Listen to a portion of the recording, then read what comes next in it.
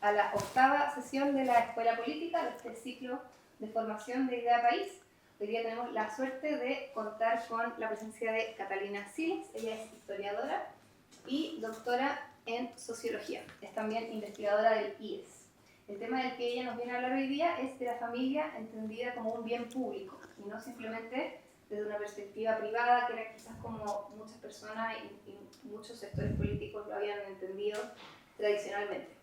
La sesión de hoy, entonces la idea es que Catalina nos hable unos 40-45 minutos de este tema, después que tengamos un momento para preguntas, para conversación, discusión, etc. Y finalmente tendremos la entrega de diplomas de nuestro ciclo de formación, así que los animamos a quedarse hasta el final. Con esta breve introducción, entonces, recibimos a Catalina con un aplauso. Gracias. Bueno, muchas gracias a todos por estar acá, incluso habiendo partido hoy día, pero tal vez no nos vayamos a perder de nada tampoco. Hoy quiero compartir una reflexión, como decía Javiera, sobre la familia como bien público. Porque la dimensión privada que la tiene, ¿cierto?, es más evidente para todos. O sea, está la intuición, incluso más allá, la experiencia de que la familia es relevante a nivel personal, ¿cierto? Yo creo que si les preguntara a cada uno de ustedes, incluso nadie tiene una familia perfecta, incluso así, la familia suele ser, para cada uno de los ámbitos más valorados por las personas en Chile, como principal fuente de felicidad, de satisfacción, y eso lo muestran muchas encuestas. O sea, a veces como la mirada hacia otros ámbitos públicos, digamos, fuera de la familia, hay una visión como más pesimista o negativa sobre la familia.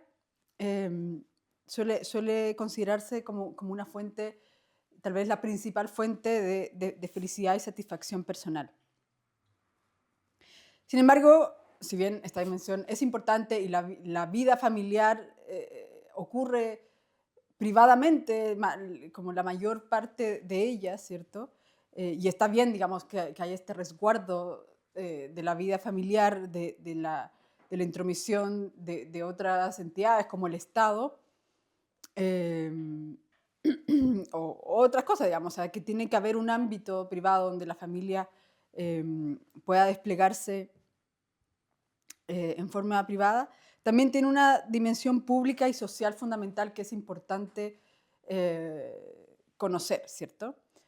Porque mantenerla solo en el ámbito privado o considerarla solo en su dimensión privada es un peligro también para ella misma. O sea, si bien es necesaria este ámbito, como les decía, es un peligro para la familia misma, considerarla solo como un ámbito privado.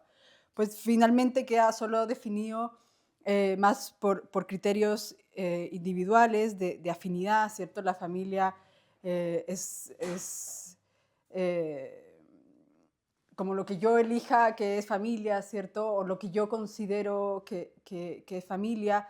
Los vínculos están sujetos solo también a criterios individuales, a la propia voluntad. Y se la entiende entonces como un lugar solamente destinado a satisfacer como las necesidades afectivas de sus miembros, ¿cierto? Y por tanto, todo lo que pensamos de ella o las normas sociales que podemos pensar para la familia están como un poco enfocados a eso. Bueno, si satisface a esa persona, si esa persona considera que eso es familia o considera que ese vínculo, bueno, ya no tiene sentido, entonces no hay nada que decir sobre eso, ¿cierto? Un poco la idea, por ejemplo, no sé, porque love is love, ¿cierto? Y como que eso implica, tiene detrás de eso subyace esta idea, ¿cierto? Que es que la familia entonces es un ámbito de decisiones y vínculos individuales sobre el que nadie más tiene nada que decir al respecto. Y que cuando yo quiero se acaba y yo elijo con quién y hasta qué punto me hago cargo, ¿cierto? James Heckman, Premio Nobel de Economía, decía en una entrevista el año pasado, nadie quiere hablar de la familia y sin embargo la familia es toda la historia. En el fondo diciendo, si alguien quiere entender el mundo, nuestra situación, la realidad en que vivimos actualmente, los problemas y desafíos a los que nos enfrentamos, entonces tiene que mirar necesariamente la familia. O sea, la familia está toda la historia. Si queremos eso, como tirar el hilito para entender nuestra situación actual, bueno, hay que enfocarse en la familia. Obviamente no solo en la familia, hay otros ámbitos de la vida social que también pueden explicar muchos de los desafíos que nos enfrentamos, pero sin duda que hay allí una clave interpretativa fundamental de comprensión y de solución a estos desafíos. Pensemos, por ejemplo, en nuestra crisis política y social actual, ¿cierto? Detrás de los problemas que hemos identificado, ¿cierto? Más o menos el tema de la desigualdad, el tema de la falta de oportunidades, el problema de la marginalidad, de la violencia, ¿cierto? De la soledad. Ahora escucha que como que la pandemia de la crisis de salud mental, ¿cierto? Que hoy día parece como uno de los principales problemas de salud. Bueno, detrás de todos estos problemas no solo está la familia, pero está fundamentalmente, ¿cierto? O sea, estos y otras dificultades nos llevan inevitablemente a la familia. Y uno dice, bueno, ¿cómo? ¿Qué tiene que ver? No sé, pensemos en el tema de la desigualdad. O sea, está lleno de estudios que muestran que la estabilidad familiar, no solo en su estructura externa, sino también en su dimensión interna, digamos, que haya una relación armoniosa entre sus miembros, bueno, influye directamente en las oportunidades, ¿cierto? Tanto materiales como de todo tipo, digamos, de bienestar integral de las personas. Situaciones como pobreza, por ejemplo, son altamente hereditarias. Y una situación familiar sólida, estable, armoniosa, es un recurso fundamental, por ejemplo, para salir de la pobreza o para obtener mejores oportunidades. El tema de la marginalidad, si uno piensa, no sé, pues, tal vez una de las situaciones más precarias que hoy día tenemos son los niños del Sename. ¿Y qué es eso sino falta de familia? Y queda patente, digamos, la imposibilidad de que haya otras instancias que puedan hacerse cargo de esos niños como solo una familia puede hacerlo, digamos. O sea, claro, el Estado o privados podrán suplir ciertas cosas, cierto cuidado material, incluso un poco más allá de eso, digamos, las que funcionan muy bien, darles como soporte afectivo, etcétera, pero nada, digamos, puede suplir, ni el mejor de los sistemas puede suplir lo que entrega una familia. Bien, entonces le decía, estas y otras dificultades nos llevan inevitablemente a la familia, pero pocas veces se piensan desde ahí. La agenda pública tampoco, la agenda social, la agenda pública tampoco se orienta hacia ella, incluso se la evita deliberadamente porque hoy día hablar de familia es un poco como beatería, ¿cierto? Como que se asocia así como a ideas medio conservadoras, cuando en realidad cualquier solución a los problemas sociales que nos incumben, bueno, pasan necesariamente por ahí.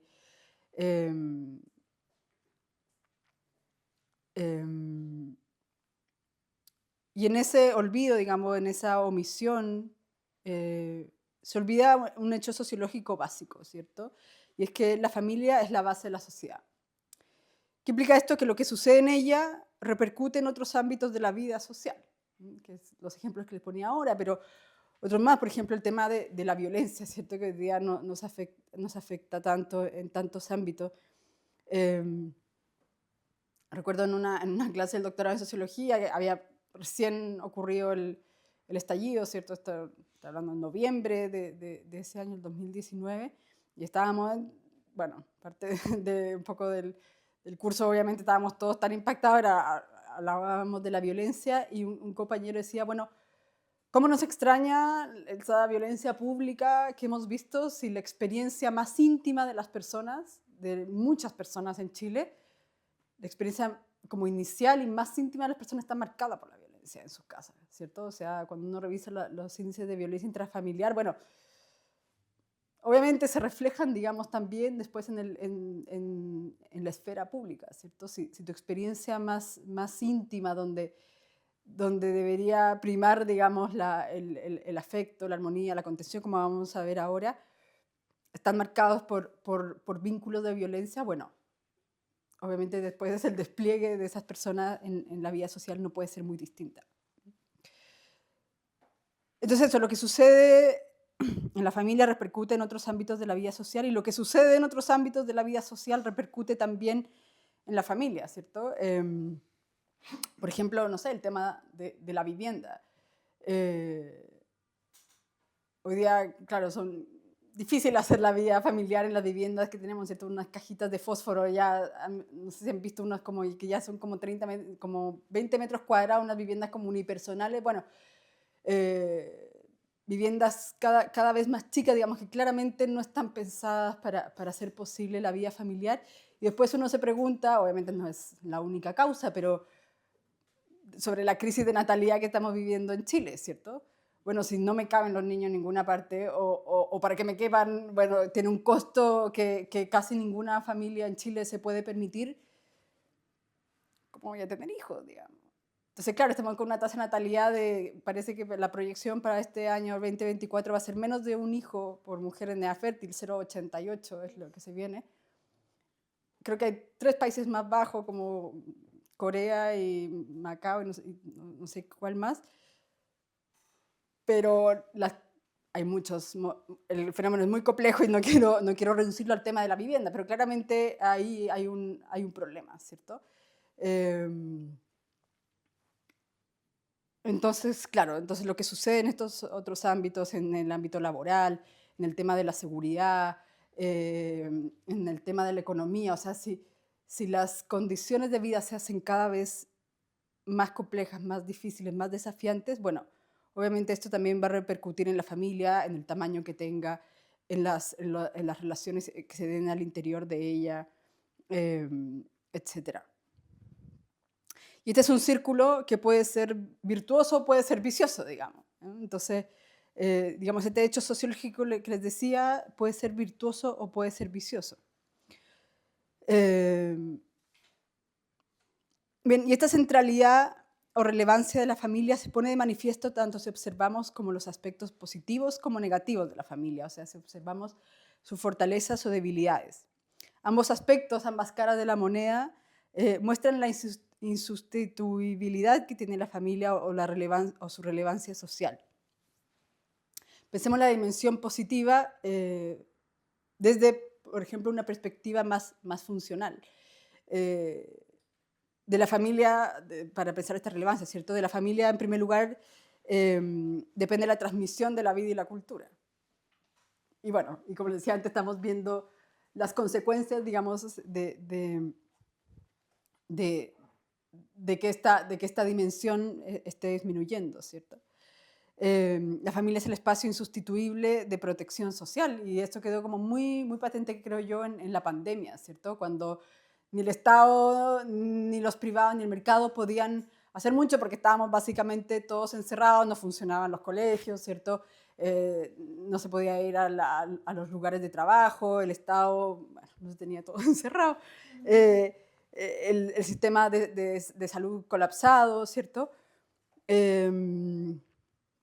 Estos otros espacios, digamos, en los cuales que cumplen ciertas funciones en la vida social, bueno, no estaban disponibles.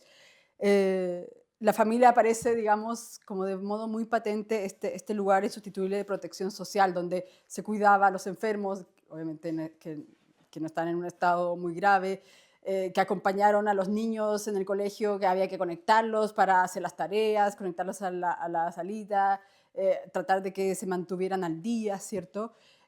Para el cuidado de las personas, de adultos mayores y de niños,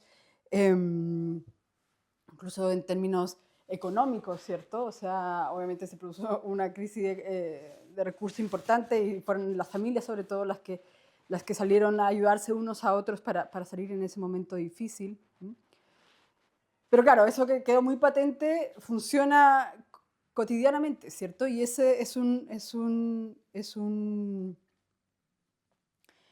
función muy importante de la familia que no puede ser, que si bien hoy día ha ido, como que ha habido otros ámbitos que han ido sustituyendo a la familia en ciertas funciones sociales, por ejemplo, no sé, aparecieron los colegios, eh, eh, no sé, lo mismo, hay sistemas de seguridad social, bueno, etcétera. O sea, hay otros ámbitos de la vida en una sociedad cada vez más diferenciada que cumplen funciones que antes solo cumplían las familias. Por ejemplo, no sé, antes las familias eran donde se producían, era el lugar de producción económica. Hoy día eso está fuera de la casa, ¿cierto? Pero la familia sigue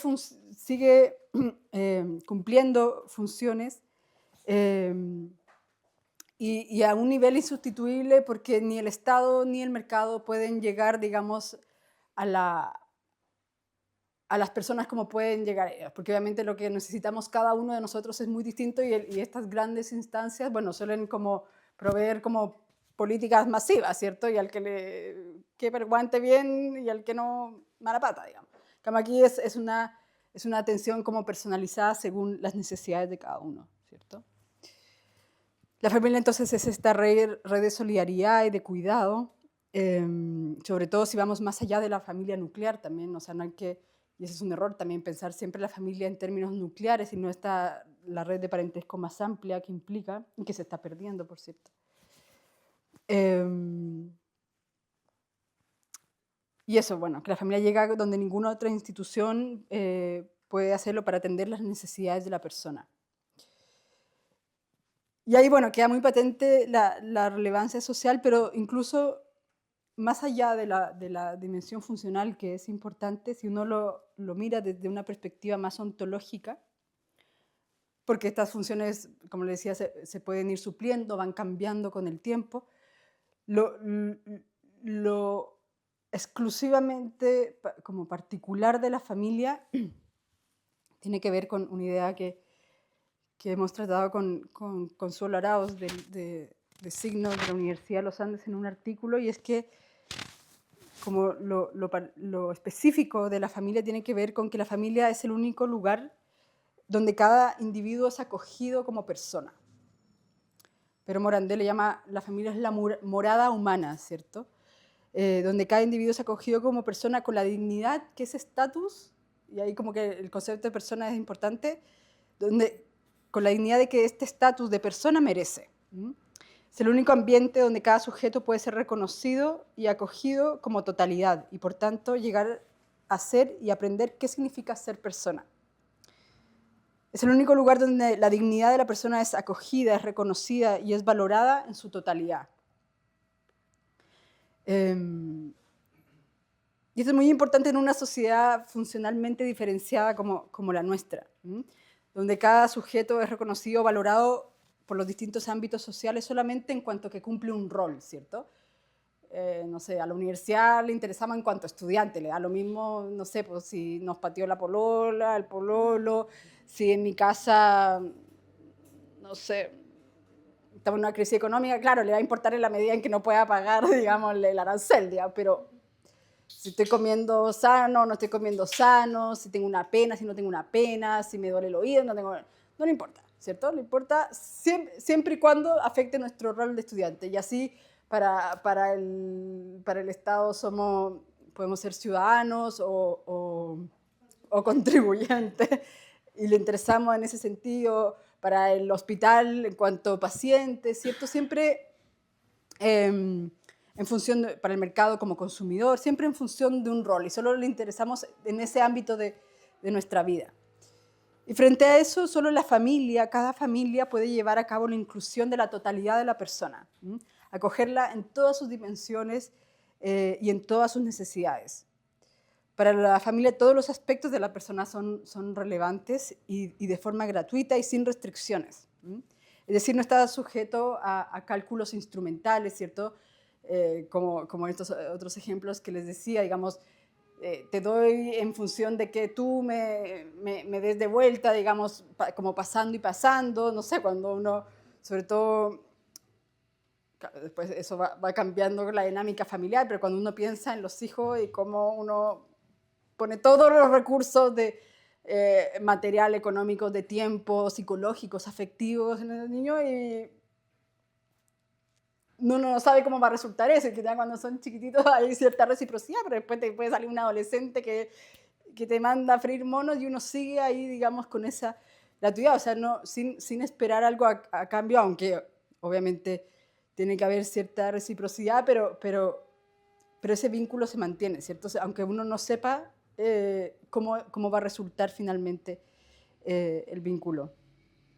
Entonces eso no está sujeto a cálculos instrumentales ni a criterios de eficacia o rendimiento, ¿cierto? O sea, yo te doy siempre y cuando, no sé, tú seas buen estudiante, seas buen hijo de la manera que yo lo interpreto, no sé, contribuyas a la casa. No, te doy, espero obviamente cosas de ti, pero si vienen bien y si no, también, digamos. O sea, pero no está sujeto a esos criterios de eficacia, ¿cierto? Y por tanto no somos sustituibles, no es como que, ya, si yo puedo encontrar un mejor marido, digamos. No, porque las personas en las familias no cumplen un rol funcional, o sea, tienen funciones, no es que esa dimensión no exista.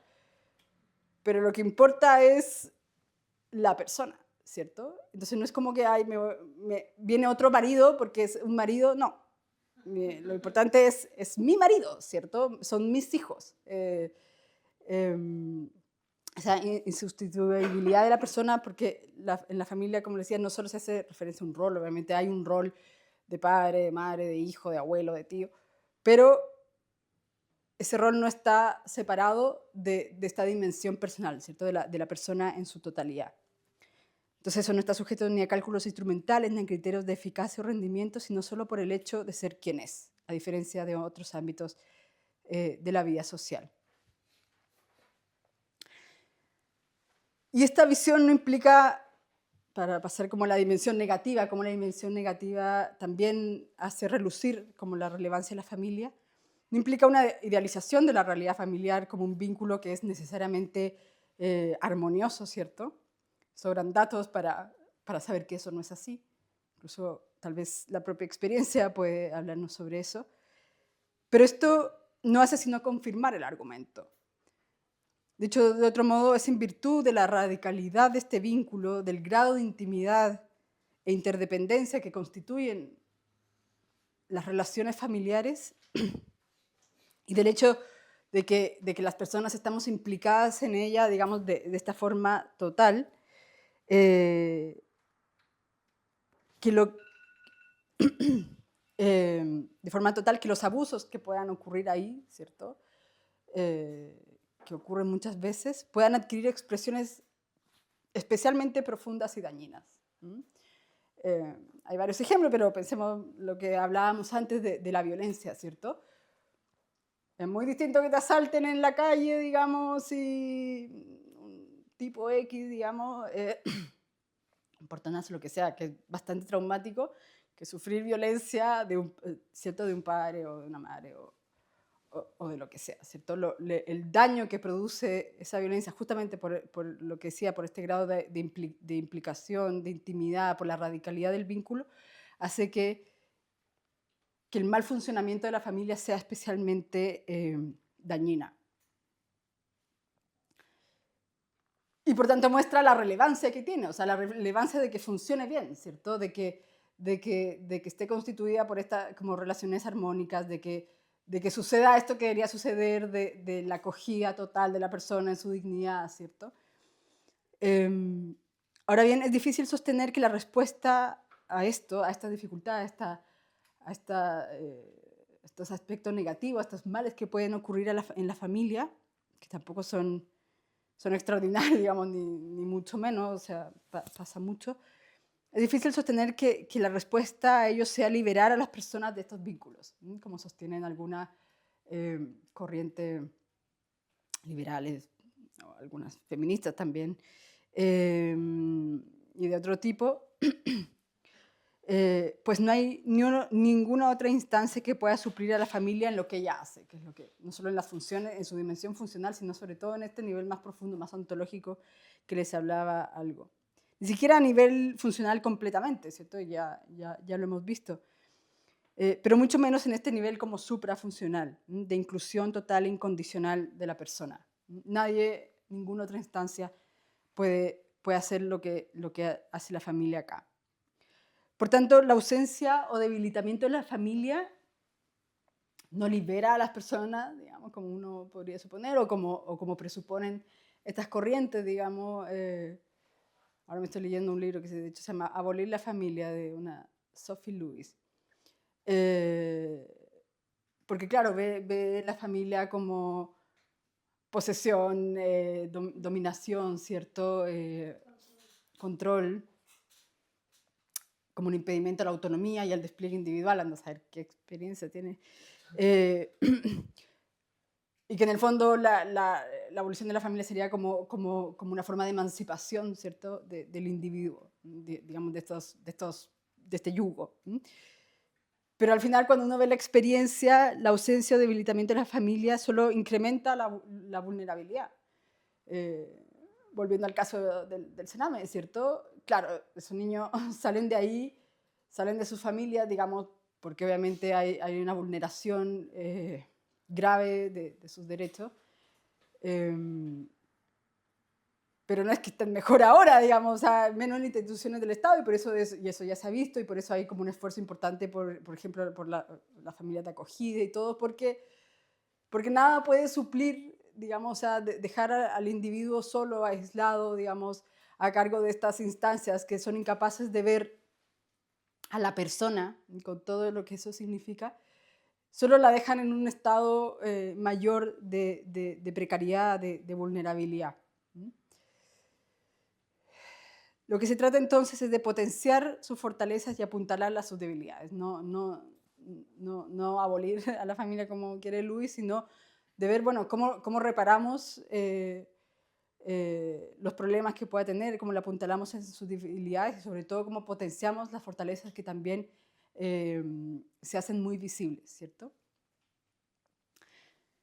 Y esto implica, bueno, crear condiciones sociales para que las familias, en sus contextos concretos, lleven a cabo esta tarea. Esto implica muchas cosas, pero voy a mencionar algunas que me parecen especialmente importantes, digamos, algunas dimensiones de la familia que me parecen importantes para entender esta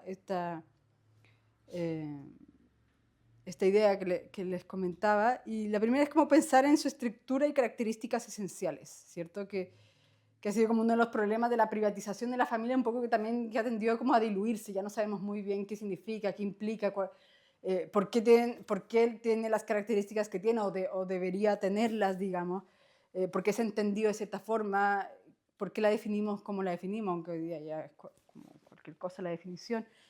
Como que no es pura arbitrariedad o como una normativa conservadora, medio, sino que llevar a cabo esta función o suprafunción también de la familia, bueno, requiere de cierta estructura que la haga posible, ¿cierto? Ahora, esto no quiere decir que solo una estructura haga posible esto, ¿cierto? No solo de las funciones, sino también de esta acogida de la persona en su totalidad, que haya solo una forma de hacerlo, pero hay una que suele ser más apta, digamos, para ello. Y además eso, considerar que los vínculos constitutivos que están ahí son importantes para la configuración de la persona, que tienen que ver justamente con esto que le decía, que las personas no son, que los miembros de la familia no cumplen un rol también, pero no solo eso, sino que lo importante es la persona en su totalidad. Entonces no es como que, bueno, no sé, pues no, el papá se fue, los problemas que tenemos en Chile, ¿cierto? Desde el ausentismo paterno, bueno, el papá se fue, pero igual, no sé, pues hay alguien o él mismo pasa la pensión alimenticia y no sé, pues lo visita una vez al año, ¿cierto? Como que cumple su rol en el fondo, es proveedor.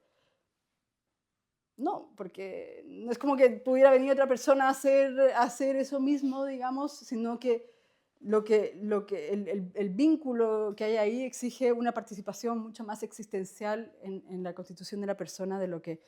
entonces nadie es prescindible y nadie es sustituible, ¿cierto? Ahora, en algún punto, en alguna forma sí, bueno, y no sé, para mi tesis doctoral yo estudié ausentismo paterno y sí hice un estudio de casos y sí habían muchos casos en que, bueno, aparecía otra figura paterna que en muchos sentidos bien profundo, no solo como proveedor, cumplía ese rol, pero igual para las personas, bueno, su padre lo conocieron, ¿no? Digamos, seguía existiendo, digamos, y su ausencia, de todos modos, aunque hubiera otra persona, aunque incluso nunca lo hubiera conocido, uy, me moví, dejaba de alguna manera como un vacío existencial, digamos, que dañaba esto que les decía, ¿cierto? De estas relaciones de reciprocidad, de gratuidad, de acogida total. Bueno, eso falla y eso produce heridas vitales, ¿cierto? Que es importante. Entonces, no solo en una dimensión así como práctica, que uno podría decir, bueno, obviamente es más fácil criar entre dos que entre uno, o es más fácil una red de, no sé, una red de familias que se han perdido, digamos, la gran familia chilena y latinoamericana de hartas generaciones, ¿cierto? Que eso también se ha ido perdiendo. Obviamente tiene una dimensión práctica, digamos, que tiene de esta red de solidaridad, pero también a un nivel existencial, digamos, que influye en la constitución de las personas, es muy relevante. Otra dimensión es la presencia, el encuentro cara a cara, ser parte de la existencia del otro. Pero los ritmos y la organización de la vida moderna atentan contra eso, ¿cierto? Cada vez en la familia es más difícil vernos las caras, ¿cierto? Porque los papás llegan tarde del trabajo, no pueden ver a sus hijos, ni siquiera pueden verse entre ellos, ¿cierto? Pensar en los adultos mayores, cuántos están solos, digamos que con suerte, como una vez a la semana, si es que al mes, que pasan, digamos, los días en soledad. Y la vida, digamos, con los horarios que tenemos, incluso estando ahí físicamente en la casa, pero cada uno en lo suyo, digamos, en el celular, eso es en lo suyo en general. Hay poco espacio para la presencia, ¿cierto? Para este encuentro personal, para este encuentro con la persona en su totalidad, digamos, de ser capaz de ver al otro. No solo verlo así en un sentido muy material, sino ver sus necesidades y y participar en su existencia. Entonces, eso, ¿cómo facilitar la presencia? Bueno, con términos, pensando, digamos, en términos sociales, ¿cierto? Como horarios laborales, pensar, digamos, los modos en que nos movemos, las distancias, ¿cierto? Hoy día si trabajamos a 3 horas del lugar donde vivimos, bueno, ¿qué vida familiar puede haber? Esto lo he contado varias veces, pero yo creo que no me lo he escuchado, así que lo voy a decir. Pasaba el otro día por Providencia y vi un cartel en un jardín infantil que decía horario de 7 de la mañana a 7 de la tarde y consulte por horarios extendidos. Y yo me quedé, porque me dije, un jardín infantil, o sea, niños menores de 3 años, y a la cuna. O sea, imagínate, dejar un niño, porque eso es cuando uno tiene que trabajar, digamos, de 8:30 a 6 y tanto, y después irse a su casa. Claro, uno deja al cabro chico a las 7 de la mañana para llegar a la pega y después lo va a buscar a las 7 y algo, y si es horario extendido. Y por lo menos mis niños se levantan a las 7 y se duermen a las 7. O sea, sería básicamente no verlo, o sea, llevarte un niño dormido, lo llevas dormido y te lo traes dormido. Entonces, ¿qué vínculo, digamos, qué apego, qué vínculo parentofilial puede existir ahí, ¿cierto? Entonces, claro, está bien cuidado, probablemente las tías son bien, las parvulares son bien amorosas, pero falta, ¿cierto? Este vínculo, digamos, de totalidad se pierde.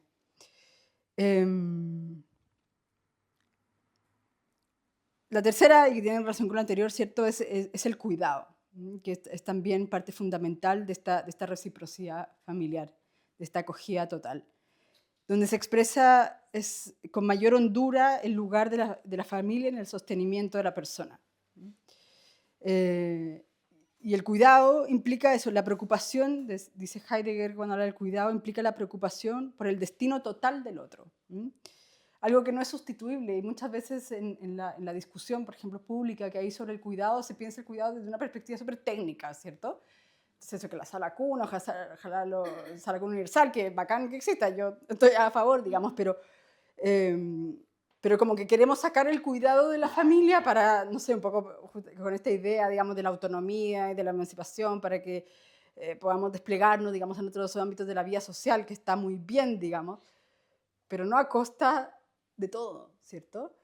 Y entonces vemos el cuidado, sobre todo de niños, de personas mayores, de personas dependientes, como una cuestión técnica que, bueno, sustituible. Pongamos salas cunas, las residencias para adultos mayores, centros de no sé qué, y sacar lo más posible el cuidado dentro de la familia.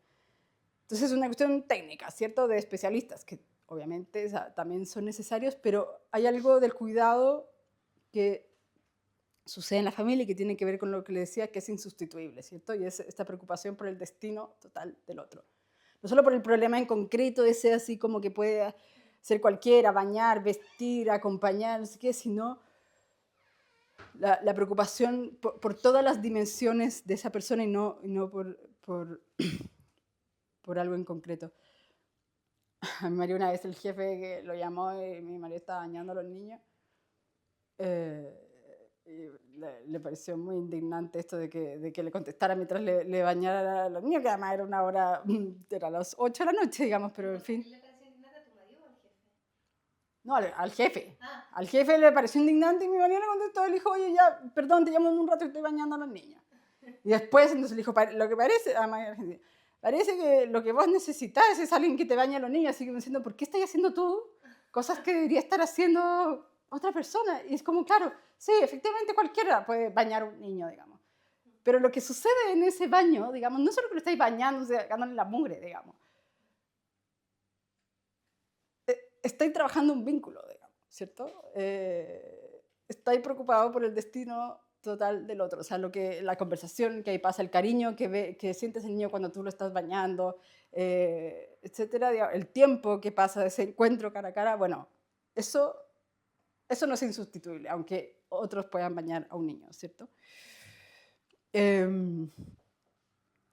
Después, la corresponsabilidad es otro ámbito importante para este sostenimiento, ¿cierto?, de la persona. Las familias se sostienen por las responsabilidades recíprocas entre los géneros y las generaciones, que es como define Donati a la familia, la reciprocidad entre géneros y generaciones. Relaciones de reciprocidad entre géneros y generaciones. O sea que al interior de la familia tiene que haber corresponsabilidad, y eso, bueno, para empezar, corresponsabilidad en la pareja, ¿cierto? Que es un tema fundamental hoy día, digamos, sobre todo cuando, claro, las mujeres suelen tener la carga más grande en este sentido. Pero no solo eso, sino también hay una dimensión social de la corresponsabilidad, pública y privada, que a veces como que nadie quiere asumir, justamente porque como se entiende como un ámbito privado es tu problema, ¿cierto? Si tú decidiste tener hijos, tu problema, ve tú cómo te haces cargo, ¿cierto? Y las empresas, por ejemplo, los lugares de trabajo, como que no quieren asumir ningún costo de lo que eso significa. Entonces, como que nadie te da, no sé, facilidades, flexibilidad, y tampoco es que sea como una cadena, no sé, pero sí entender,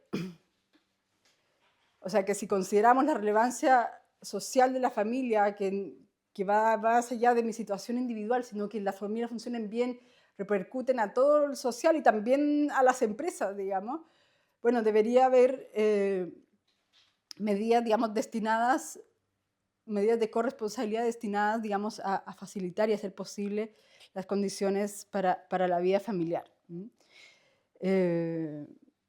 Pensando salarios, pensando horarios,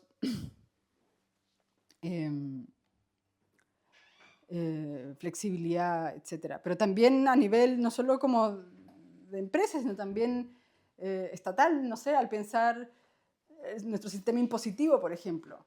¿Cómo va a ser justo que alguien, no sé, que vive solo, que no tiene ninguna responsabilidad, tenga que pagar los mismos impuestos que un padre de familia o una madre de familia que tiene una cachada de hijos, ¿cierto? Que tiene que pagar colegio, salud, etcétera, etcétera. Que no, claro, que no es un problema, sino que con eso está contribuyendo a la sociedad. O sea, teniendo hijos, bueno, ya sabemos la crisis, recién nos estamos dando cuenta de lo que va a significar la crisis de natalidad. Y si no hay medidas para fomentar, digamos, para facilitar a las personas su vida familiar, tener familia, bueno, la crisis solo se va a ir acentuando. Y eso, bueno, hay muchas formas de pensarlo, pero en el fondo eso, que todos somos responsables, que no es un problema que los hijos, que los adultos mayores, que los padres, que los matrimonios, digamos, no es un problema que cada uno tenga que resolver, sino que debería ser interés de todos que ellas sean posibles. Y, eso, cuidar y sostener a las familias, ¿sí? Pero suele primar en todos estos ámbitos una lógica individual, digamos, en nuestra organización social. Y ya lo último, que también, que bueno, para ayudar a la familia hay que conocerla, ¿cierto? Y claro, a veces uno tiene como una idea un poco abstracta, que tal vez es como el pecado conservador, a veces la pensamos en términos muy normativos o muy idealistas y sabemos poco en concreto cómo funcionan las familias, cuáles son sus desafíos, por qué viven como viven, por qué las personas no quieren tener hijos, por qué hoy día la gente no se quiere casar, por qué ha aumentado tanto la cohabitación, cuáles son sus prioridades materiales, las dificultades, cómo ocurre, por qué se produce la violencia, cómo atacarla. Bueno, en fin, hay miles de aspectos de la familia de la cual conocemos muy poco y que es imprescindible, digamos, contar con ese conocimiento empírico de la familia para poder ayudarla, ¿cierto? Para poder sostenerla en función para el bien de la sociedad y de cada persona en particular. Eso, muchas gracias.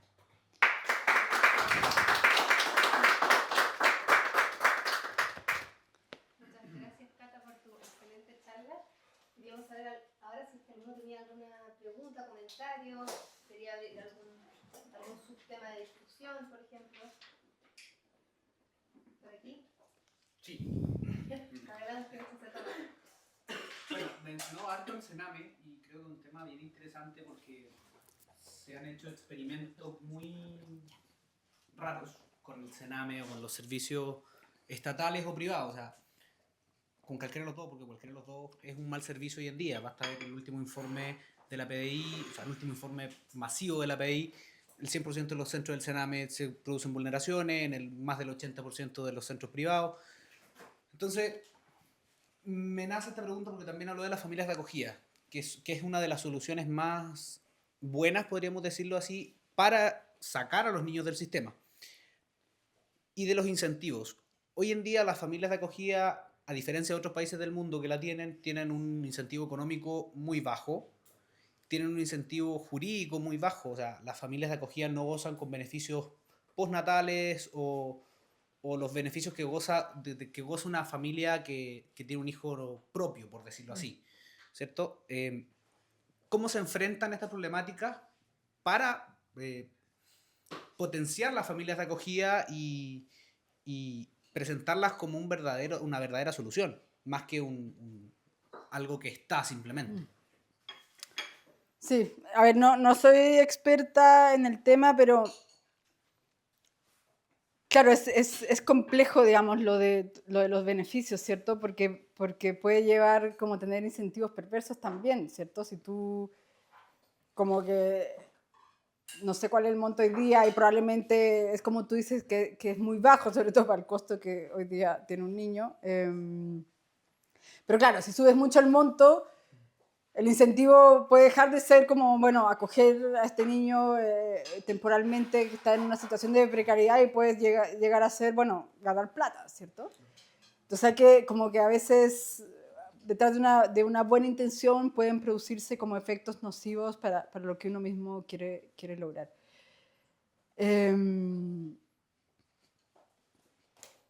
Pero sí, seguramente hay muchas medidas que se pueden mejorar en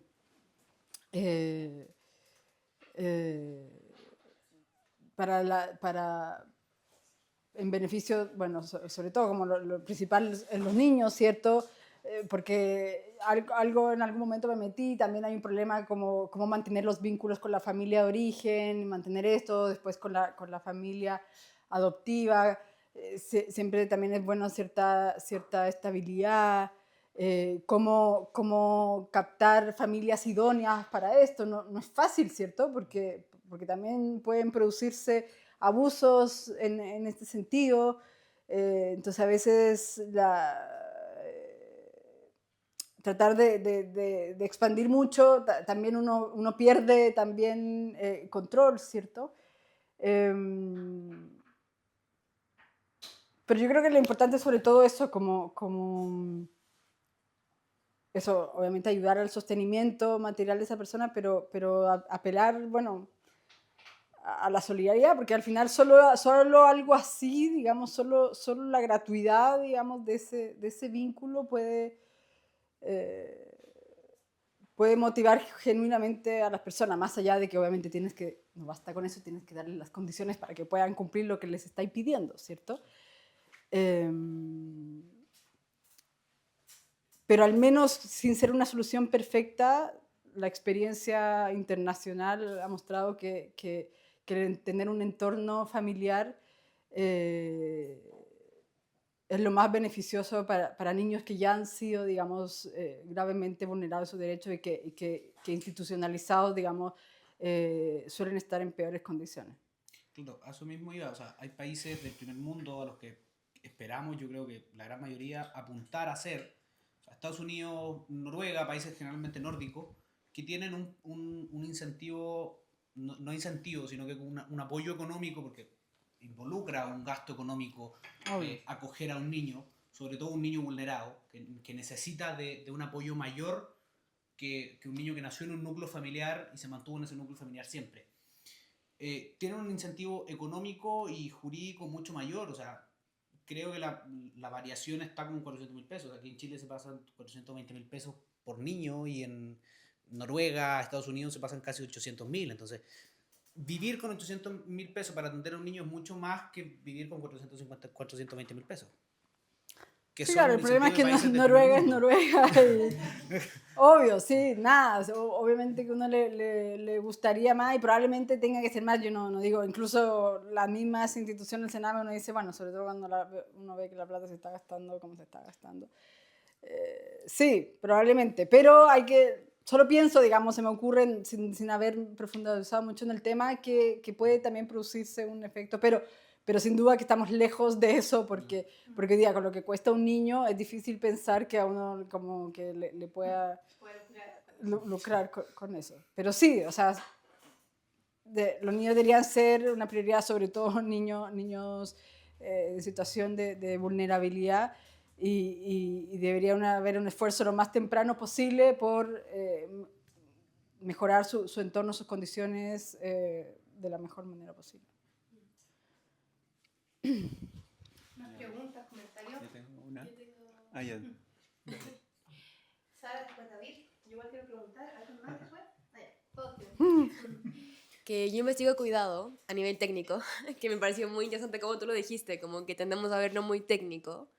Y yo investigo justamente como todo lo que implica el cuidado de la familia y también como una persona que tiene discapacidad, que es una persona mayor. Y pienso que... Soy psicóloga. Bueno, soy psicóloga, investigo mucho el tema. Y creo que pasa mucho al revés un poco de lo que tú dices. Como que el Estado tiende mucho a depender demasiado de la familia para que responda a todo, para que eduque bien a los niños, para que cuide. Y está visto, en el fondo tenemos cifras de que hay un burnout de cuidadoras, sobre todo mujeres, muy alto, porque tienen que responder y ser enfermeras, psicólogas, doctoras, parvularias, profesoras. Y claro, como tú hablas mucho como de crear condiciones sociales, pero parece que el día de hoy es muy difícil, porque en verdad las madres dicen esto, o sea, estoy sobrecargada, en mi trabajo no me pagan por cuidar a este niño, y en verdad, claro, muchas mujeres dicen como prefiero estar soltera sin hijos, lastimosamente, porque el costo de ser cuidadora, de ser madre, es súper alto. Entonces parece que también el Estado tiene mucho esto como, ok, ustedes críen hijos que en el fondo como contribuyan, pero yo no quiero hacerme cargo de cómo poder ayudarles. Claro. Sí, sí. Gracias porque probablemente me faltó como aclarar ese matiz. Yo no creo que el cuidado sea responsabilidad única de la familia, solo creo que la familia tiene un lugar insustituible ahí. Y por tanto el cuidado que debería proveer, sobre todo el Estado, los privados, quien sea, digamos, la sociedad a través de distintos mecanismos, debería tener como un carácter subsidiario, o sea, en la medida en que las familias no logren, y eso yo creo que para todo el mundo, digamos, pero en distintos niveles, dependiendo de las distintas circunstancias, porque obviamente, no sé, pues no es lo mismo un niño sano, no sé qué, que un niño enfermo, no es lo mismo un adulto mayor que está postrado, que más o menos es autovalente, o sea, debería tener un carácter más subsidiario, en el fondo apoyar a la familia en esta labor, pero no sustituirla completamente como suele hacerlo, o sea, por ejemplo, con la sala cuna y los jardines infantiles, no hay mejor medida. Lo digo yo que tengo 2 niños chicos, fantástico, digamos, o sea, increíble que existan, viva la sala cuna universal y todo eso, pero cuando se transforma, digamos, en el principal y casi único, como el caso que les decía, o sea, un niño que va jornada completa a un jardín infantil, eso ya tiene otras características, ¿cierto? O sea, tiene otras implicancias para, o sea, que tú que eres psicóloga y el apego, ¿cierto? Que hoy día está de moda, o sea, ¿qué apego puede haber cuando el único momento del día en que unos padres pueden estar con sus hijos durmiendo? ¿Cachai? Entonces, y no estoy jugando nada porque probablemente nadie hace eso como, o muy pocas personas hacen eso como deliberadamente porque no quiero estar con el cabro chico, sino porque no queda otra, porque con estos horarios no queda otra, realmente. Ese es el tema también, como que Sí, po. yo creo que muchos padres saben que importa el apego, o sea, en el fondo saben la importancia, pero de verdad que no Sí, pueden... sí, por eso, o sea, Entonces, yo como- con esto no estoy juzgando a ningún estoy como viendo el problema sistémico que tenemos que hace que esta sea la única solución.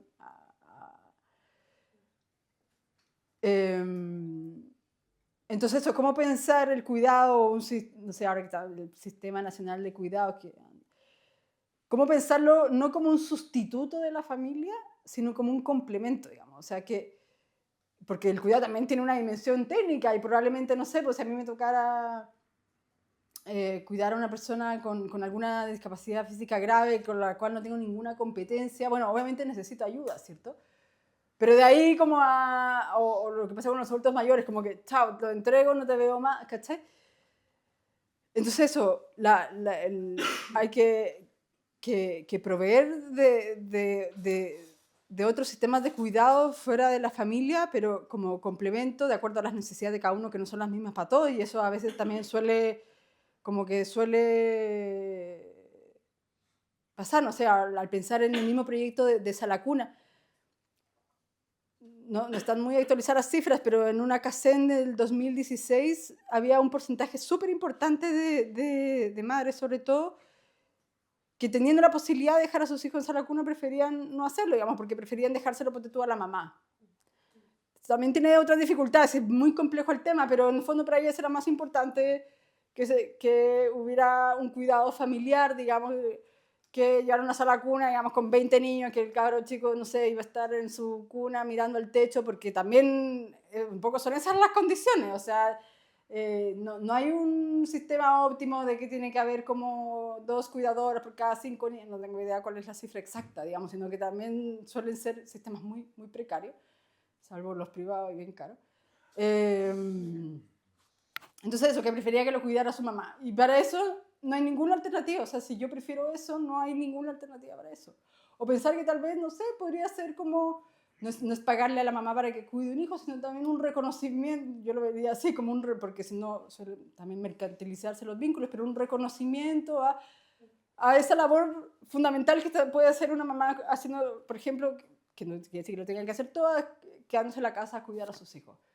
Y eso tiene un reconocimiento social que se paga en tanto, que probablemente por nuestra situación no va a poder ser muy alto, pero...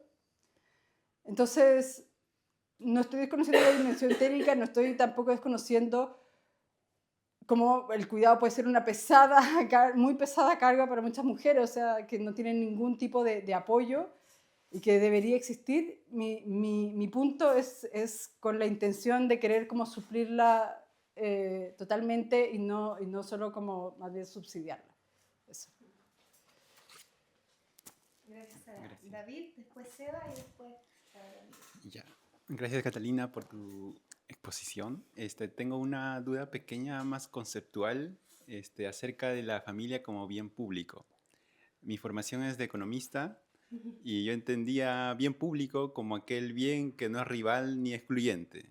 Entonces, a mí no me calza mucho la familia en esa definición. Entonces, por ejemplo, no excluyente quiere decir que si tenemos una familia A y tenemos un integrante de otra familia B, se le puede excluir a ese integrante de la familia B porque no es parte de la familia A. Yeah. Y no rivalidad quiere decir que el disfrute del hogar, del calor del hogar, es solamente para los integrantes de esa familia. Entonces quiere decir que la familia es rival, ¿no? Cuando es frente a otro integrante de otra familia. En ese sentido, ¿cuál es para ti la definición más integral que se puede dar a la familia con lo que has mencionado? No solamente es el núcleo, sino también involucra relaciones de parentesco. Hace poquito hablabas de cuidado, de protección y de la insustituibilidad de que tiene la familia. Claro, efectivamente no me refiero a la familia en un sentido, en el sentido que tú lo dices, digamos, desde esa perspectiva económica, sino más bien en un sentido como filosófico político, o sea, como un bien, digamos, algo que produce un bien a la sociedad y no solo privadamente, digamos, como, no sé, me puede pasar a mí un bien, no sé, mi iPad. Porque me sirve a mí, digamos, y yo lo uso y no sé qué, lo uso para trabajar, es un bien privado, ¿cierto? Sino que el bien que produce tiene dimensiones sociales, ¿cierto? O sea, traspasa el bienestar de los miembros, digamos, que están vinculados a él. En el sentido de eso, de que contribuyen al bien común, en el fondo. Tanto por lo que producen privadamente, digamos, porque si privadamente funciona, esas personas, digamos, funcionan bien socialmente, digamos, o sea, formar buenos ciudadanos es como tal vez como la principal función social de la familia, pero también por todas estas funciones sociales que les decía, ¿cierto? Entonces, más bien me refiero en ese sentido, o sea, como... Sí, como Filosófico y político. claro. Gracias, Cata. ¿Por ahí alguno dice? Muy cortito. Y respecto a las 40 horas, o sea, podríamos hablar de que es siguiendo el tema economicista, al final los cielos iban a caer y las calles iban a... ¿No es la última gran política pro familia que ha tomado el Estado? Su opinión realmente, que no, Sí. de la política. Sí, tenía unas cuestiones bien grandes sobre esto. Como no soy economista, me cuesta ver un poco ese lado, pero sí, como que yo creo que hubo proyecciones más negativas. Tal vez yo, después de hartas conversaciones, sí puedo coincidir con lo que me dicen algunas personas que podría, como que estas políticas así como generalistas, masivas, para todo el mundo, para todos los rubros, como que a veces puede generar más problemas de los que intenta ayudar. O sea, que podría haber sido como más flexible, más enfocada en ciertos rubros, o sea, que en el fondo que las medidas puedan aplicarse de forma distinta a distintos sectores, porque obviamente no funcionamos igual, o sea, no es lo mismo, no sé, los turnos en el área de la salud, digamos, que mi trabajo en el IE, ¿cierto? Es bien distinto una oficina que hacer aseo no sé dónde, o el trabajo que puede tener un abogado, qué sé yo. Entonces, que los distintos rubros pudieran haber adaptado la medida a sus propias condiciones.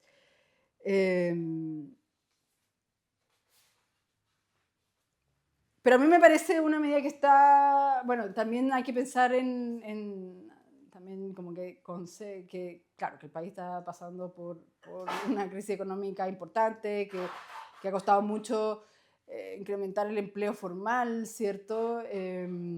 Que obviamente es distinto las grandes empresas que las pymes, bueno, todas esas cosas hay que considerarle, tal vez no se consideraron en esta poca flexibilidad, la rigidez de la norma, digamos, que había. Pero dicho todo eso, me parece de todas maneras bien orientado, o sea, es importante cuidar la vida personal y familiar de las personas, y en Chile tenemos una de las jornadas laborales más extensas de la OCDE, digamos, y el problema, claro, es que la productividad no se condice con eso, y también ahí hay un problema que tiene que ver con muchas cosas, con la educación, con la formación de las personas, etcétera, etcétera. Pero también yo creo que uno es menos productivo cuando tu vida personal también se está cayendo a pedazos, y cuando sabes que además tienes, no sé, 9, 10 horas por delante, digamos, obviamente que uno tiende a hacerla. En cambio, cuando tienes poco tiempo, sabes que tienes que terminar ahora, también uno se pone más eficiente, creo yo. Pero bueno, en cualquier caso me parece una medida bien orientada, y creo que el tiempo va a decir, digamos, si fue tan catastrófico como se auguraba. Gracias, Bruno. Ya, sí. Hola, sí. Yo tenía una pregunta como más, tal vez del lado más teórico, pero que hablamos mucho acá como del tema del núcleo central, como la familia papá, mamá, hijos, pero hace poco y me estoy acoplando a una noticia que leí, que salía que esta nueva generación que viene, y como por la baja natalidad esperada, además de crecer sin hijos, como que iban a crecer sin primos, y que iban a haber muchos como menos en ese sentido como núcleo extendido. Y quería saber cómo esta misma noticia decía que no es lo mismo crecer sin hermanos que crecer sin primos. Entonces quería saber un poco tal vez como tu opinión o como algún análisis como un poco más, porque la noticia explicaba eso, pero las razones como de cuál sería esa diferencia sustancial entre crecer sin hermanos a crecer sin primos. Eso era. Sí, efectivamente, bueno, lo que está pasando, o sea, la gran familia, la familia extendida como trigeneracional, como que había sido una característica hasta hoy día como de la cultura familiar chilena, sobre todo importante porque en Chile y Latinoamérica en general, bueno, tenemos estados de bienestar muy débiles, no es una crítica, digamos, no lo encuentro, o sea, no necesariamente malo, digamos, pero donde la familia entonces como red de protección social y como red de solidaridad cumplía una labor fundamental, ¿cierto? En este apoyo intergeneracional, intra e inter. Y claro, y eso hoy día se está acabando, pero es un problema mundial, ¿cierto? De nuclearización de la familia, familias no solo más pequeñas, sino como menos interconectadas entre sí, y esto sobre todo pasa, no sé, en Europa o en el norte, digamos, que los hijos suelen irse a estudiar a otra parte, forman familia allá, y como que los vínculos suelen debilitarse, ¿cierto? Como que hay una idea además como de autonomía de las familias que yo creo que es muy nocivo para la familia en general, o sea, de este ideal de nuclearización y de autonomía. Entonces sí, claro, no solo estamos teniendo, hay menos tíos, ¿cierto? Menos primos, o sea, se va reduciendo esa familia extendida. Ahora, a mí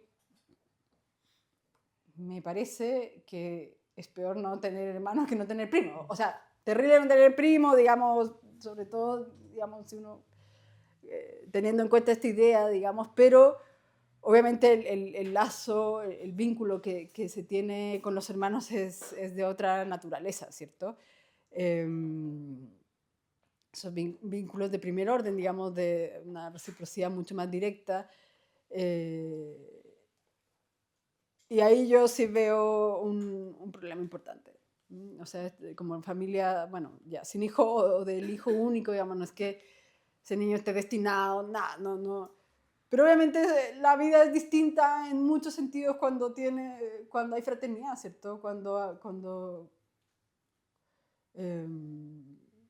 hay hermanos sobre los cuales apoyarse, porque los papás no van a estar siempre, los hijos durante una etapa muy, muy, muy grande de la vida son más bien una carga, entre comillas, de la que uno tiene que hacer cargo. En cambio, los hermanos, ahí está como una relación de reciprocidad mucho más importante, son como compañeros de vida, ¿cierto?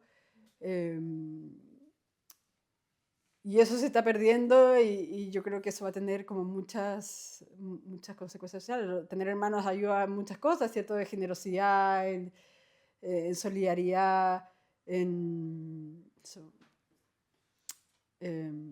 así que ahí va a haber un desafío en la forma como nos relacionamos unos a otros con la pérdida de ese valor de la fraternidad. Yo paso a preguntar, ¿no? ¿Alguien más quiere? Gracias, Cata. Muy bueno todo. Tenía dos preguntas. Uno, si puedes desarrollar un poco más la crítica, porque yo concuerdo que a veces desde el conservadurismo se ha hecho una defensa quizá un poco moralista o espiritualista de la familia, sin aterrizarlo a lo concreto. No sé, en tiempos de la ley de divorcio quizás no pasamos más allá del argumento de el matrimonio es para toda la vida, pero como que no se profundizaba más que eso. O después para el matrimonio homosexual o igualitario, la gente no, es que el matrimonio es entre hombre y mujer, pero quizás no se daban buenos argumentos de por qué para un niño no es lo mismo crecer con una mamá y un papá que con dos papás o con dos mamás. Entonces eso, como que si pudieras elaborar un poco más esa crítica, con la que, como te digo, yo concuerdo. Si bien con esa postura conservadora yo estoy de acuerdo en el fondo, creo que en las formas creo que no se llevó bien la discusión. Y lo segundo, una pregunta ya más concreta, ¿qué piensas de este argumento que se da para intentar aprobar la ley de educación sexual integral? Cuando se dice, mira, es que la familia es el principal lugar donde ocurren los abusos sexuales. Entonces, si en los colegios implementamos una ley de educación sexual integral donde los mismos profesores o capacitadores les expliquen a los niños cómo evitar abuso, así bajan las probabilidades de que sean abusados en sus familias. Yo lo que he leído del proyecto de ley me parece muy malo y ojalá no lo aprueben, pero sí siempre me ha costado como dar con un buen contraargumento a ese punto. ¿Cómo evitar los abusos sexuales al interior de la familia sin interferir como de forma inadecuada con el derecho de los padres de educar a sus hijos, por ejemplo, o quizás generar un tipo de abuso sexual o psicológico mayor en los niños de parte del colegio, sobre texto de evitar los abusos en la familia, ¿se entiende? Conocemos poco a la familia, conocemos poco su funcionamiento, si nos cuesta eso, como dar razón de ella, o sea, mostrar que esto no es pura como normatividad o pura moralidad, sino, bueno, lo que he querido mostrar acá, que el buen funcionamiento de la sociedad en muchos ámbitos depende de que las familias funcionen bien, ¿cierto? En un nivel así como básico, estrictamente funcional, y en este nivel como más ontológico. Entonces, que no es pura arbitrariedad, digamos, esas normas que históricamente habían regido a la familia, ¿cierto? Y también entender eso, y entonces ahí uno entiende por qué a la sociedad y al Estado le importa, ¿cierto? A nadie le importa el amor, digamos, o sea, sí, digamos, o sea, pero nadie está preocupando como de la parte como afectiva, si nos queremos, o sea, el matrimonio, claro, tiene una dimensión afectiva, pero sobre todo viene a cumplir, digamos, el lugar idóneo para la procreación, ¿cierto? Para la llegada de nuevos niños al mundo. Y eso es lo que le importa al Estado. Entonces nadie está como preocupado de los afectos, porque nadie regula, no sé, por la amistad, ¿cierto? Por importante que pueda ser, no al Estado no le interesa, digamos, o sea, no la regula, entonces, digamos, volver a estos como fundamentos tal vez como más sociales, más sociológicos de la familia, y sobre todo entendiendo que, bueno, estamos en sociedades plurales, secularizadas, donde muchos de los argumentos, bueno, que obviamente, no sé, para mí me hace sentido que Dios creó así el matrimonio y lo que Dios unió no lo separa el hombre, sí, bacán, pero hoy día, bueno, eso tiene cierto límite y que hay que, bueno, en realidad también, ¿por qué Dios lo quiso así, cierto? Porque es importante la estabilidad, no solo para el bien de la pareja, sino también para los hijos, ¿cierto? Y mostrar eso como muy empíricamente, bajar mucho esa consideración y hacernos cargo como decía, de las problemáticas sociales que llevan a eso. O sea, bueno, ¿qué está pasando en las parejas, en los matrimonios que tenemos las altas tasas de divorcio, que el divorcio se ve como una necesidad, ¿cierto? Importante que cada vez que la tasa de nupcialidad está bajando, entonces no basta con repetir, digamos, el mandamiento, digamos, si no nos hacemos cargo de cómo, bueno, hacer que esto sea posible, que el matrimonio sea para toda la vida. Entonces, sin conocer las problemáticas sociales que puede haber detrás de eso. No me he leído la última, entonces no sé, y claro, es efectivamente...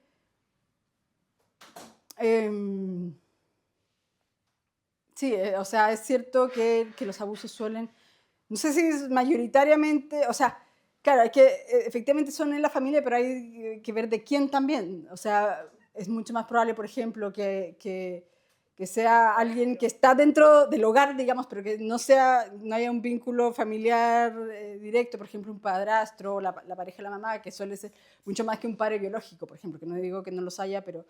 entonces ahí también es importante desmenuzar ese dato, qué significa que se producen al interior de la familia. Entonces más bien como que muestra por qué es importante, por ejemplo, el vínculo biológico padre-hijo, porque ahí está, eso tiene consecuencias, ¿cierto? Y que no da lo mismo quién está en la casa, digamos, entonces más bien yo creo como que refuerza la relevancia de la familia más que ponerla en duda, digamos. O sea, en general son personas como ajenas a la familia en un sentido estricto. Que tenía que ver con esta idea, ¿cierto?, que les decía antes, como que uno piensa que eso, que aboliendo la familia, bueno, va a resolver estos problemas, y en general suelen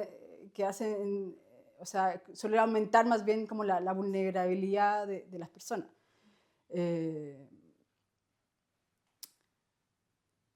Y entonces, claro, no creo que el tema se resuelva como con una...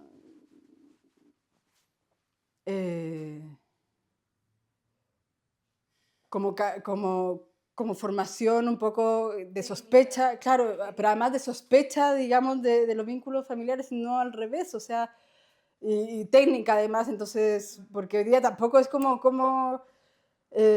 sino en una verdadera afectividad, en el compromiso, en la responsabilidad, en el respeto, y que me parece que, digamos, por lo que he leído de Lessing, no está enfocado en esos principios, sino más bien en una actitud como, para empezar, de sospecha hacia los padres, hacia la familia, como si en principio, obviamente esto no pasa siempre, pero si en principio quieren lo mejor para sus hijos, pero al mismo tiempo además como con esto, pero con una mirada de liberalización sexual en todo el resto de los ámbitos, entonces, claro, es solo como evitar embarazos y enfermedades venéreas, en lugar, digamos, de orientar la sexualidad, digamos, a relaciones de compromiso, de reciprocidad, de afectividad, etcétera, y de responsabilidad. Gracias, Cata. Muy bueno. ¿A alguien le quedan más preguntas, comentarios, dudas? ¿Por acá? Última pregunta para que después pasemos a la entrega de diplomas. Gracias. Un poco como para sintetizar varios temas que tocamos, o sea, la familia en su concepción y jurídicamente está tratada como una relación económica de reciprocidad sin un estándar de la misma, de reciprocidad. Porque si bien hoy se persigue al padre que no paga su pensión de alimentos, que no se pone con el beneficio monetario, no se persigue la conexión que se debe tener con el hijo. Claro. Es una mirada económica totalmente de la familia. Se castiga o se regula más bien la reciprocidad que tiene que tener el hijo para con sus padres. El hijo tiene que hacerse cargo de sus padres cuando no estén en condiciones de hacerlo por ellos mismos. Pero tampoco se toma en cuenta la relación de sus hijos con sus padres. O sea, es lo mismo de la no conexión con el padre o del no sustento económico del padre. ¿Por qué el hijo tiene ese riesgo de sufrir una sanción jurídica, legal o social, de no hacerse cargo de un padre que no se hizo cargo del hijo? Claro. Que es una mirada bien poco regulada respecto empíricamente, por decirlo de alguna manera. Sí. Claro, es el problema, como la limitación también de lo que el Estado puede hacer ahí, porque claro, al final si uno piensa, lo único que realmente puede hacer es obligar, como en estas cosas más materiales, o que pase la pensión, pero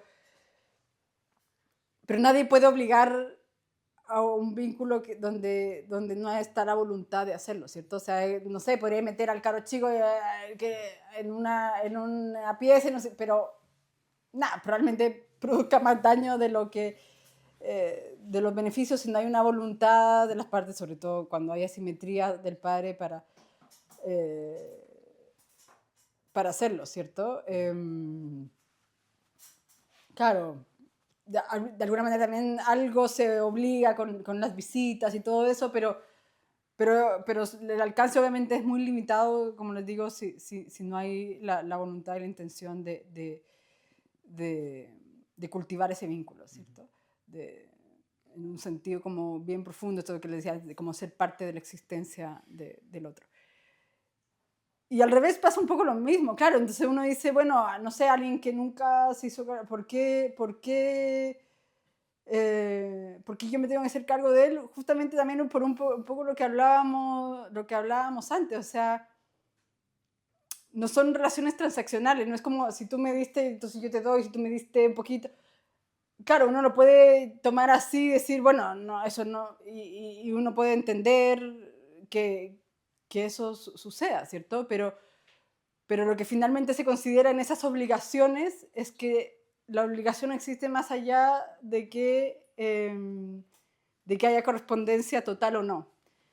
Pero obviamente eso también con una limitación, porque claro, esos hijos que ya autónomos que tienen que hacerse cargo de sus padres mayores, también las obligaciones son limitadas en la medida en que nadie puede obligar, digamos, moralmente a una persona más allá de esas obligaciones como mínimas de materiales, por ejemplo, que si yo visita, hacerte cargo, pero sobre todo materialmente de esas personas. Pero yo creo que el principio que está detrás de eso, que como que no considera como el abandono que puede haber existido, es porque se considera que las obligaciones familiares, ojalá haya reciprocidad, pero van más allá de eso, o sea, operan, digamos, más allá, sin este cálculo, digamos, o esperando como una correspondencia total del vínculo. Claro. Como que hay un aspecto de gratuidad, digamos, que uno tiene como obligación en sí misma hacia el otro, obviamente en la medida de sus capacidades y en los distintos momentos del ciclo vital, ¿cierto? Un poquito del ejemplo que dio de las salacunas, de las escuelas, porque si bien el inicio de las escuelas o de las escolaridades en Estados Unidos principalmente por un empresario, se dio para educar, disfrazando el hecho de mantener la mano de obra sin ocuparse en otra cosa. Porque convengamos que si la familia o una persona de la familia se centra en cuidar a sus hijos o en la familia como tal completamente, se pierde la productividad, se pierde la cantidad de bienes y servicios que se pueden ofrecer a la misma familia. Entonces el círculo va tambaleando de a poco. Lo mismo pasó con la jornada escolar completa. Se pretendió cubrirla con un manto para tratar de educar más, pero se terminó destapando que es porque así tenemos a los hijos resguardados en un colegio y los papás pueden trabajar.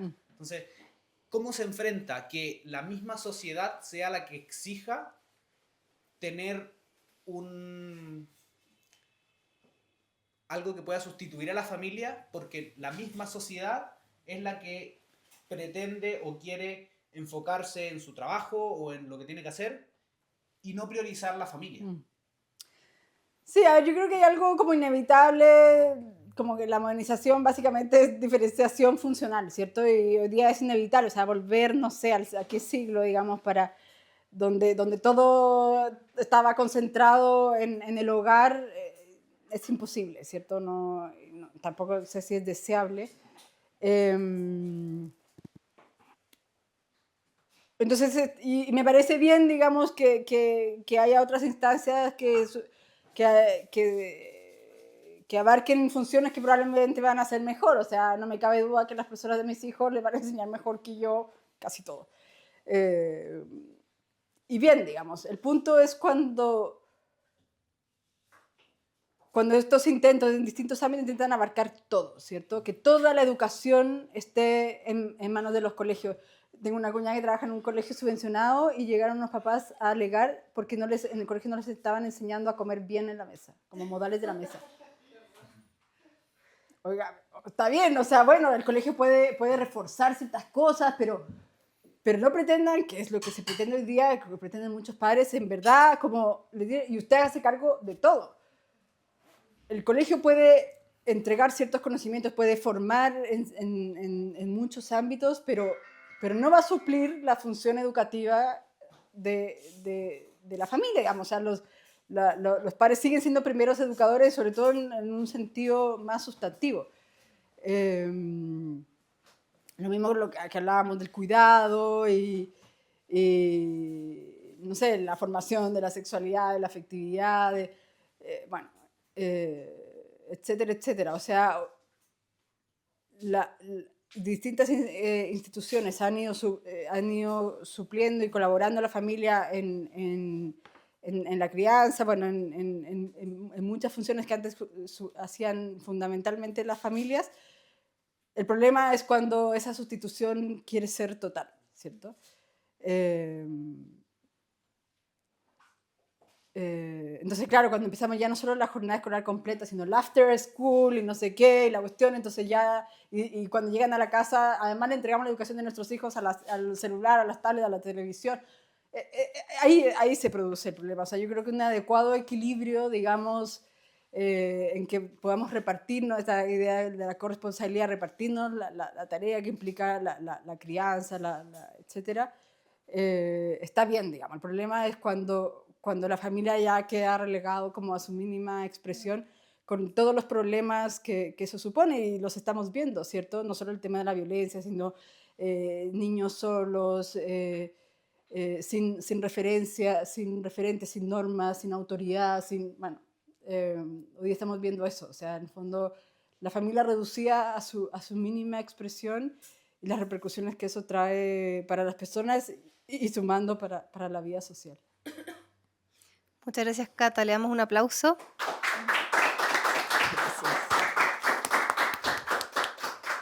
Te pasaste, Cata, muy interesante todo lo que hablaste. Nos vamos con muchas reflexiones y tareas pendientes. Tenemos un pequeño regalito para ti. Qué rico. Gracias. Muchas gracias a todos. Puedes cortar ahora, Johnny, si quieres.